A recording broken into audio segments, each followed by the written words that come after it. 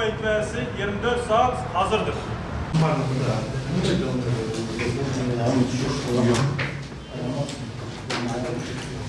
Şanlıurfa'mızın çok kıymetli basın mensupları, bugün buraya Şanlıurfa Büyükşehir Belediye'mizin İtfaiye Daire Başkanlığı'nın her yıl mutat olarak yapmış olduğu bir yıl önceki yılın faaliyet raporlarını sunmak için bir araya geldik.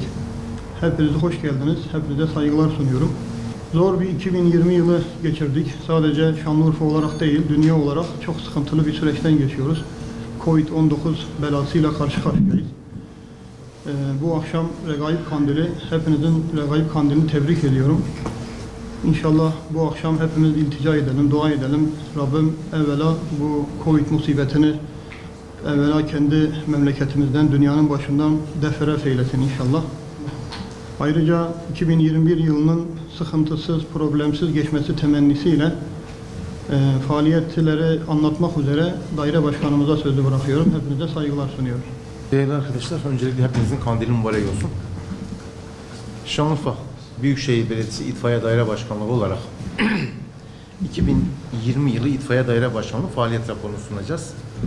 Büyükşehir Belediyesi olarak, daire başkanlığı olarak itfaiye, 276 personel, 54 araç ve 14 itfaiye istasyonu ile 7/24 Şanlıurfa'mıza hizmet etmekteyiz. Faaliyetlerimize gelince, bina yangınlarımız 400 adet bina yangınına müdahalede bulunmuşuz. Yine depo, atölye, iş yeri ve fabrika yangınlarına 82 defa müdahalede bulunmuşuz. Çöp, anız, ekili alan ve orman yangınları 3872 adet vaka oluşmuş ve bunlara müdahalede bulunmuşuz. Yine araç yangınları oluşmuş. 298 adet araç yangınlarımız oluşmuş. 298 adet. Trafik kazalarımız olmuş memleketimizde. 446 adet. Çeşitli kurtarmalar, yani insan ve hayvan kurtarmaları, asansör vakaları, sıkışan insanımıza kurtarmak için müdahalede bulunmuşuz. 2625 adet müdahalemiz olmuş. Yine su baskınları ve bu su baskınlarından dolayı oluşan tahliyeler için vakalara müracaat başvuruda bulunmuşuz ve 153 adet bizim böyle bir vakamız oluşmuş. Baca temizliği yapmışız. 102 adet. Bir yıl içerisinde 102 adet baca temizliği yapmışız vatandaşlarımız. Ve çeşitli şekilde su ihtiyacı olan vatandaşlarımıza su vermeyi yapmışız. 339 adet.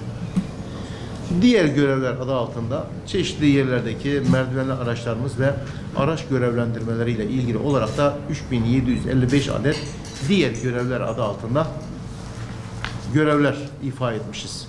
Şanlıurfa Büyükşehir Belediyesi İtfaiye Daire Başkanlığı olarak vatandaşlarımızın sıkıştığı anda, alo dedikleri anda yanında bulunuyoruz, yetişiyoruz.